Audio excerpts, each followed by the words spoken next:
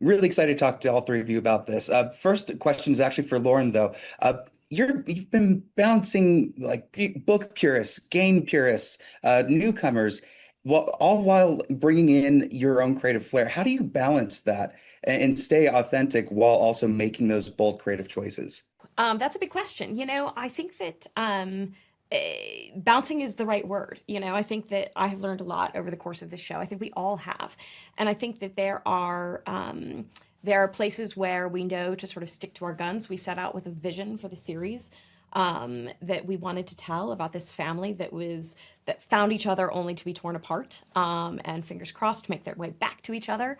But I also think that you start the process just being this sole person, and we now have, I mean, our cast is in the hundreds. We carry a crew sometimes up to 800 people. We have wildly talented HODs, 4 directors every season. There's a lot of voices. And I think one of the best things that I've learned, that we all learned, is to listen a lot and to take in a bunch of opinions. And I think that I'm a writer. I'm not, for instance, a fight designer. So I have to listen to Chris Cowan, our spectacular fight designer, because he's bringing in his genius, and I would be stupid to ignore that.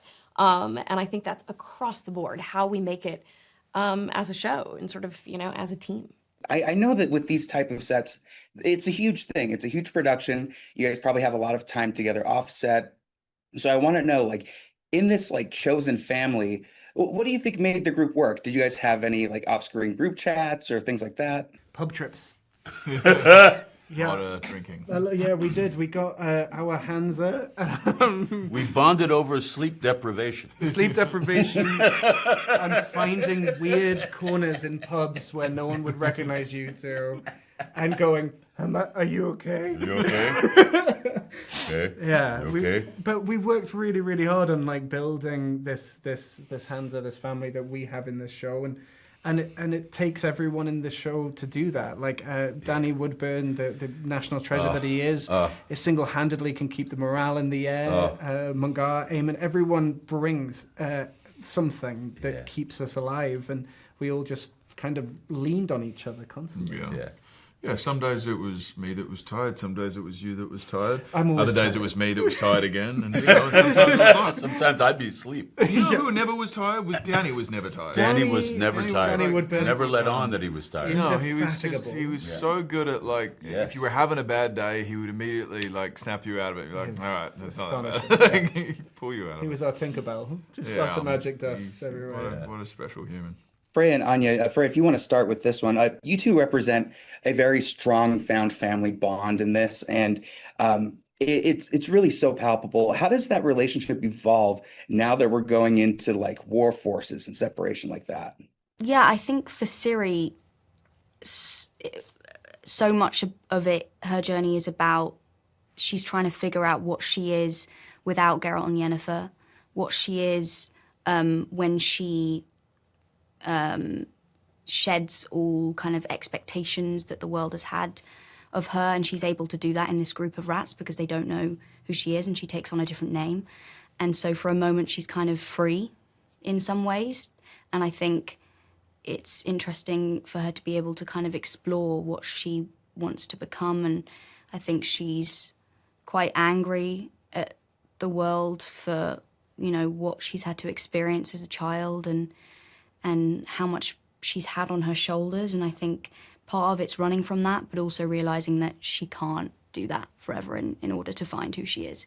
But I think she just wants to be able to breathe for a moment.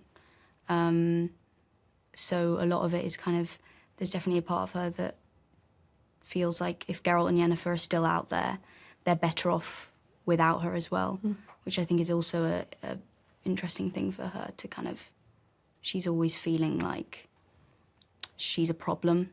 And I think that's something she always carries with her, that's a constant battle.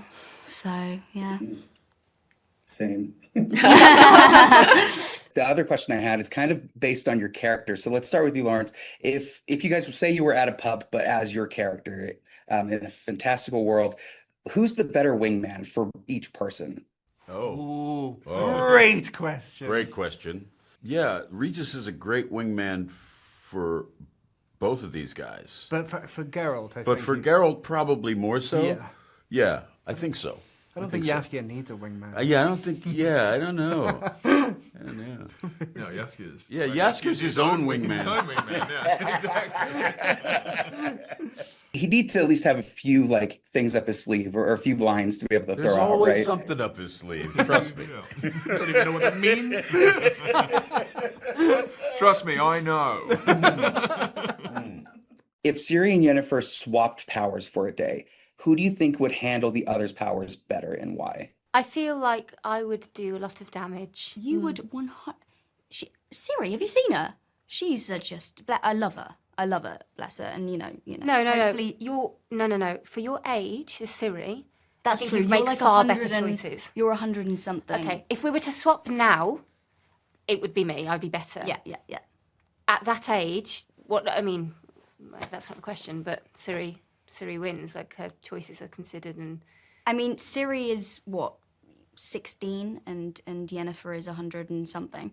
So there's that. But Siri has, if it's in the present moment, I don't know. If Yeah, Ciri I could do manage. better. Siri's got so much doubt, unfortunately. understandably. Understandably. Makes sense, bless her.